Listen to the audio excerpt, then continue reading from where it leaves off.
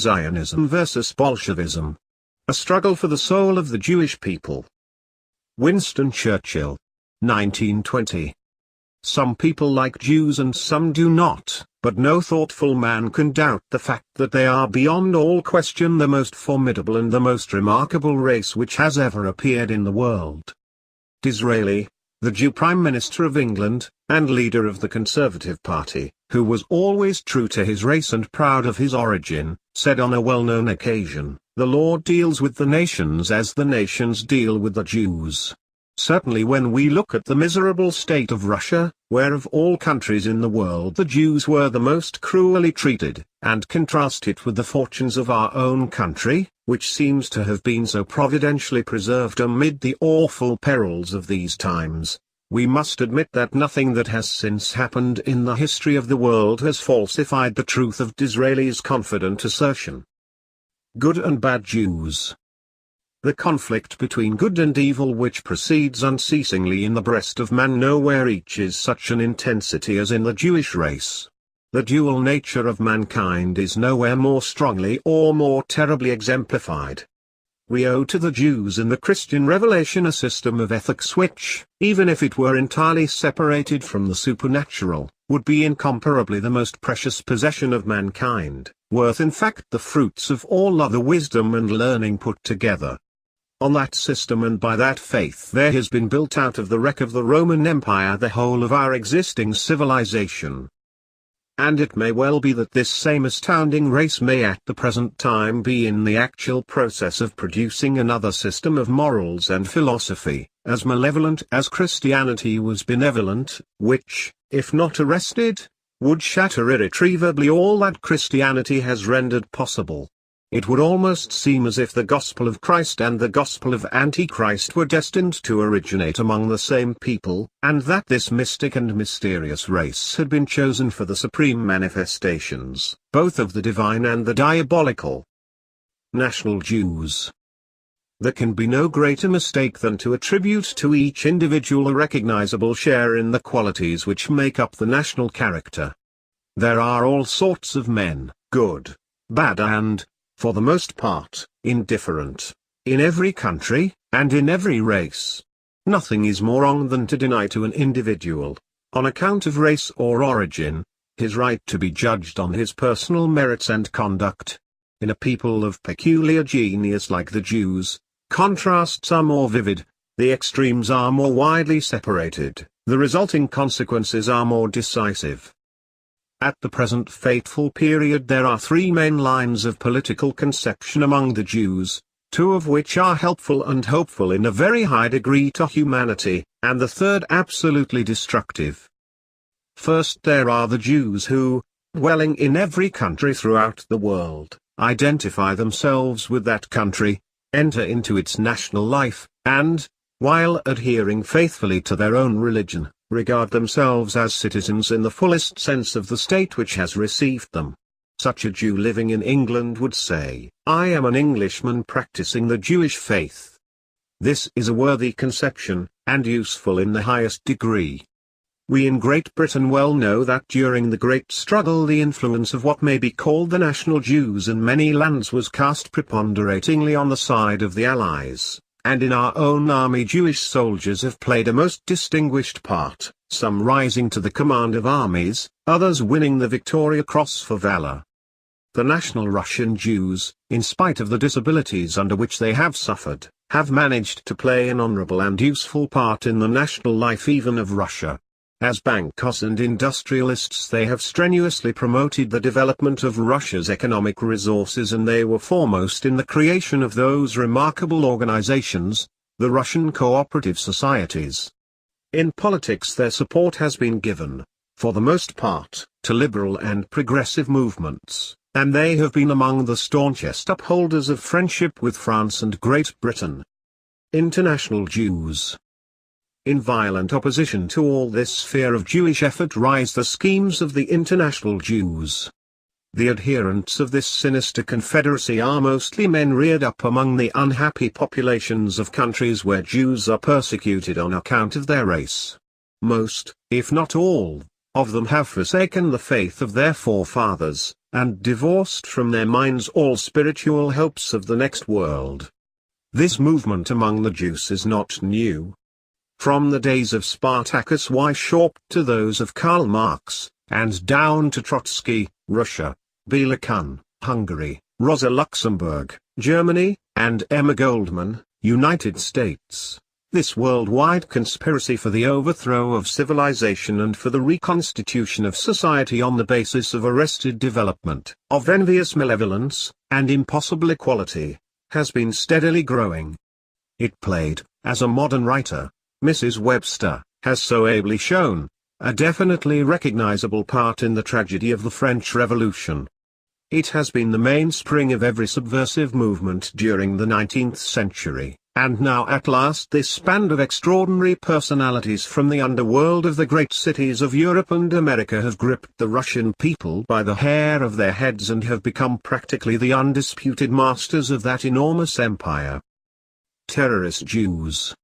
There is no need to exaggerate the part played in the creation of Bolshevism and in the actual bringing about of the Russian Revolution by these international and for the most part atheistical Jews. It is certainly a very great one, it probably outweighs all others. With the notable exception of Lenin, the majority of the leading figures are Jews. Moreover, the principal inspiration and driving power comes from the Jewish leaders. Thus Chicherin, a pure Russian, is eclipsed by his nominal subordinate Litvinov, and the influence of Russians like Bukharin or Lunacharsky cannot be compared with the power of Trotsky, or of Zinoviev, the dictator of the Red Citadel, Petrograd, or of Krasnoyarsk, all Jews. In the Soviet institutions the predominance of Jews is even more astonishing. And the prominent, if not indeed the principal, part in the system of terrorism applied by the extraordinary commissions for combating counter-revolution has been taken by Jews, and in some notable cases by Jewesses. The same evil prominence was obtained by Jews in the brief period of terror during which Bela Kun ruled in Hungary. The same phenomenon has been presented in Germany, especially in Bavaria, so far as this madness has been allowed to prey upon the temporary prostration of the German people. Although in all these countries there are many non-Jews every whit as bad as the worst of the Jewish revolutionaries, the part played by the latter in proportion to their numbers in the population is astonishing. Protector of the Jews. Needless to say, the most intense passions of revenge have been excited in the breasts of the Russian people. Wherever General Denikin's authority could reach, protection was always accorded to the Jewish population, and strenuous efforts were made by his officers to prevent reprisals and to punish those guilty of them. So much was this the case that the Petlerist propaganda against General Denikin denounced him as the protector of the Jews. The Mrs. Healy, nieces of Mr. Tim Healy, in relating their personal experiences in Kyiv, have declared that to their knowledge on more than one occasion officers who committed offences against Jews were reduced to the ranks and sent out of the city to the front. But the hordes of brigands by whom the whole vast expanse of the Russian Empire is becoming infested do not hesitate to gratify their lust for blood and for revenge at the expense of the innocent Jewish population whenever an opportunity occurs. The brigand make no, the hordes of Petler and of Grigoriev, who signalized their every success by the most brutal massacres, everywhere found among the half-stupefied, half-infuriated population an eager response to anti-Semitism in its worst and foulest forms. The fact that in many cases Jewish interests and Jewish places of worship are accepted by the Bolsheviks from their universal hostility has tended more and more to associate the Jewish race in Russia with the villainies which are now being perpetrated. This is an injustice on millions of helpless people, most of whom are themselves sufferers from the revolutionary regime. It becomes, therefore, specially important to foster and develop any strongly marked Jewish movement which leads directly away from these fatal associations. And it is here that Zionism has such a deep significance for the whole world at the present time. A home for the Jews. Zionism offers the third sphere to the political conceptions of the Jewish race. In violent contrast to international communism, it presents to the Jew a national idea of a commanding character. it has fallen to the British government, as the result of the conquest of Palestine, to have the opportunity and the responsibility of securing for the Jewish race all over the world a home and a centre of national life. The statesmanship and historic sense of Mr. Balfour were prompt to seize this opportunity. Declarations have been made which have irrevocably decided the policy of Great Britain. The fiery energies of Dr. Weizmann, the leader, for practical purposes, of the Zionist project, backed by many of the most prominent British Jews, and supported by the full authority of Lord Allenby, are all directed to achieving the success of this inspiring movement.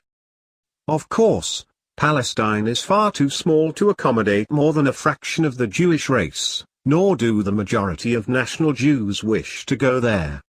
But if, as may well happen, there should be created in our own lifetime by the banks of the Jordan a Jewish state under the protection of the British Crown, which might comprise 3 or 4 millions of Jews, an event would have occurred in the history of the world which would, from every point of view, be beneficial, and would be especially in harmony with the truest interests of the British Empire.